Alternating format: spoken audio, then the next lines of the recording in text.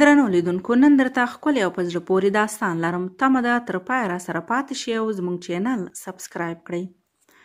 وایي چې ښوونکی زده کوونکو ته وویل چې په یوه سپینه پاڼه کې د نړۍ د 7 عجایبو نومونه ولیکئ. د زده کوونکو ترمنځ د نظر له اختلاف سره اکثرو لیکلي وو. د مصر اهرامونه، تاج محل، د چین دیوال، د نیکاراګوا آبشار او نور.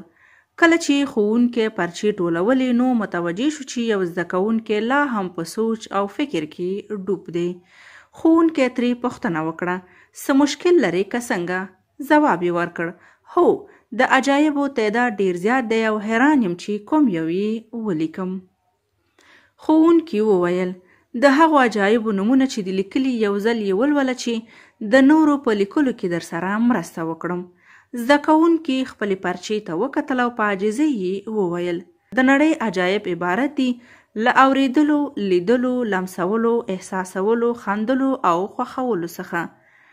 دې ځواب په صنف کې داسې یوه عجیبه چوپتیا خپره کړه، داسې چوپتیا چې د انسان تنفس د ساه اخیستلو غږ هم پکې اورېدل کېده. ښوونکی زده کوونکي ته وویل، هو زویه، په رښتیا هم چې دا د نړۍ تر ټولو لوی عجایب دي. نو درنو لیدونکو، موږ تل د انسان په لاس جوړ شوي څیزونه عجیبه ګڼو، خو د هغه ځواک پیدایښت ته مو پام نه وي چې انسان ته یې د داره څیزونو د جوړولو وړتیا وربخلې ده. د انسان هڅه، قدرت او توان ټول د الله تعالی د یو عظیم قدرت نښه ده.